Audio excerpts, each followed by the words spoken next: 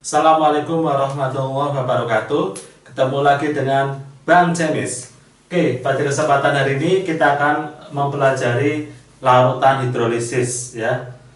Pengertian hidrolisis garam ya adalah reaksi penguraian garam dalam air menjadi ion positif dan ion negatif. Jadi hidro itu dari kata air ya, hidro dari kata air dan lisis itu dari kata penguraian atau terurai ya, penguraian.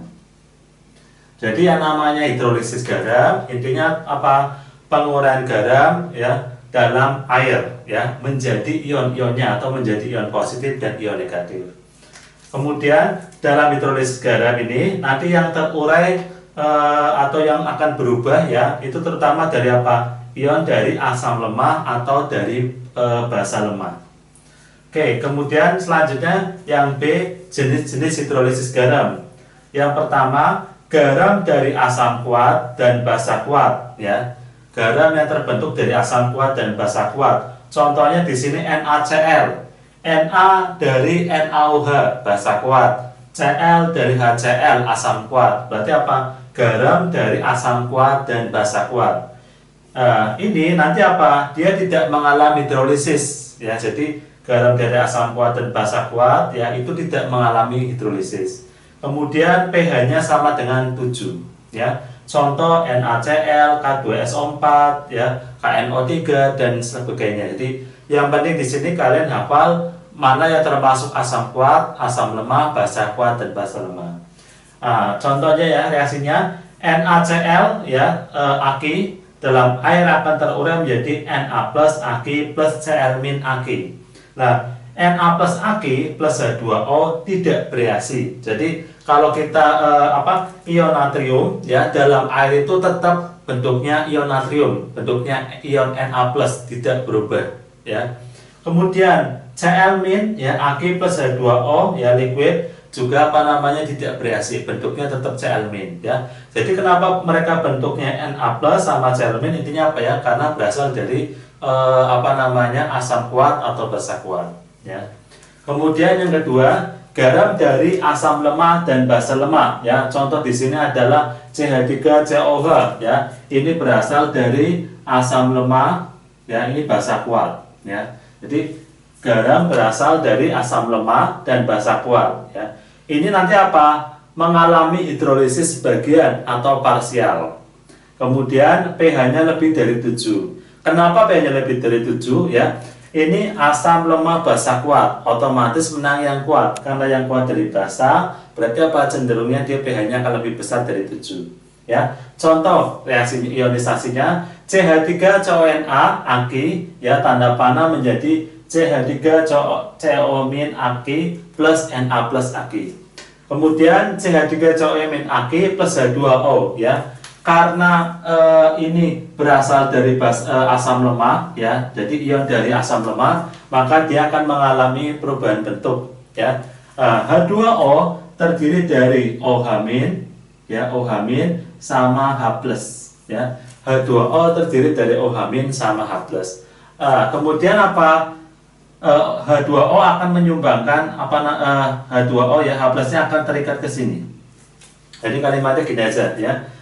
Min itu miskin, karena miskin butuh bantuan. Jadi H+-nya akan ke sini ya. Akan membentuk CH3COOH plus ya Aq ya, Aq plus OH- Aq. Nah, itu reaksinya seperti ini. Jadi apa? Min ya. Min nanti H+-nya ke sini atau gambarnya untuk memudahkan min itu miskin. Miskin itu butuh bantuan. Jadi apa? Di sini H+-nya masuk ke sini ya, menjadi CH3CO Aq ya, plus sisanya OH- tetap OH- ya. Kemudian Na plus H2O ya, itu tidak bereaksi. Kenapa nggak bereaksi? Karena berasal dari ion basa kuat. Sekarang rumus pH-nya ya. Kalau dihidrolisis ya, penentu pH itu dari kuat ya. Di sini nanti penentu pH ya. Penentu pH itu dari yang kuat. Dari yang kuat. Nah, karena yang kuat dari basa ya, berarti apa? Pakainya OH min ya. OH min ya, konsentrasi OH min sama dengan akar KW per Ka dikali M dari garam ya dikali I. Nah, ini rumusnya ini ya. Jadi apa? KW ya, tetapan air ya, tetapan air KW itu ya nanti pada suhu tertentu nilainya 10 min 14 ya, itu KW. Kemudian Ka nanti biasanya diketahui dalam soal ya. Kenapa di sini Ka padahal ini OH min ya? Karena apa? Yang pertama yang lemah di sini dari asam, makanya nanti pakainya Ka. Dan KW per Ka itu sama aja juga dengan Kb ya. Kemudian karena sisanya garam, pakainya konsentrasi garam. I itu apa di sini ya? I di sini jumlah ion apa namanya yang lemahnya. Nah, jadi misalnya gini, ada CH3COONa, berarti nanti I-nya 1 ya. Jadi ini ion yang apa namanya yang lemahnya itu ada 1, I-nya 1. Kemudian kalau apa namanya CH3COO 2 kali Ca, berarti ion lemahnya ada 2 ya. Di sini ada kurung-kurungnya ini, berarti I sama dengan 2. Nah, ini I ya. Jadi kalau konsentrasi Mg itu konsentrasi garam ya. Mg itu bisa macam-macam ya, bisa dijabarin ya, bisa macam-macam, ini di sini konsentrasi ya. Kemudian OH min sama dengan seperti ini ya. Karena basah berarti POH ya. POH sama dengan min log OH min ya. Kemudian pH sama dengan apa namanya 14 min POH. Min POH. Nah, ini apa namanya rumus dari garam dari asam lemah dan basa kuat, berarti yang kuat dari basa, makanya pakai OH min menggunakan rumus yang ini ya. Oke, saya kasih kotakan. Oke, untuk selanjutnya kita masuk ke jenis hidrolisis garam yang ketiga. Ketiga adalah garam dari asam kuat dan basa lemah ya. Ini nanti terhidrolisis sebagian atau parsial, pH-nya kurang dari 7. Kenapa pH-nya kurang dari 7? Karena yang kuat dari asam ya. Contoh di sini adalah NH4Cl ya, dari basa lemah, NH4OH dan HCl asam kuat ya. Jadi ini yang menang itu kuat ya dari asam, makanya pH kurang dari 7. Contohnya NH4Cl Ag terurai akan jadi NH4 plus Ag plus Cl min Ag ya. NH4 plus ya, itu apa namanya plus itu ada tadi, kalau min itu miskin, plus itu kaya. Berarti apa? NH4 plus terdiri dari sebenarnya NH3 sama H plus ya. H plusnya akan dikasih ke H2O, maka apa? Sisanya nanti jadi NH3 ya Ag ya plus H3O positif Ag. Nah, ini yang pertama.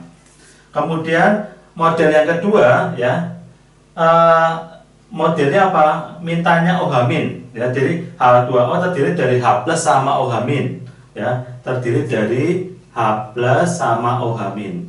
Nah, ini mintanya plus mintanya OH min. Jadinya apa?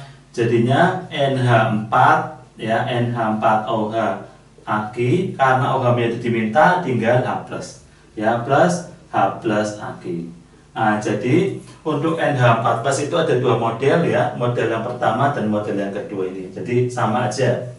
Kemudian Cl min ya, Cl min itu dari asam kuat, dia di air tidak terurai ya. Jadi apa? Tetap bentuknya Cl min. Nah, larutan ini ya bersifat asam. Kenapa? Karena yang kuat dari asam ya, dari apa namanya senyawa yang kuat dari asam. Model yang kedua bisa juga dilihat dari hasil. Ternyata yang dihasilkan itu H3 positif atau H plus, makanya apa? Larutannya bersifat asam. Jadi kita tahu larutan bersifat asam atau basa ya, sebenarnya bisa dilihat dari 2. Pertama, dari senyawa yang kuat siapa di garam ini. Yang kedua, reaksi hidrolisis ini hasilnya H plus OH atau OH min. Kalau hasilnya H plus ya berarti asam, kalau hasilnya OH min berarti basa ya. Oke, sekarang yang keempat, garam dari asam lemah dan basa lemah.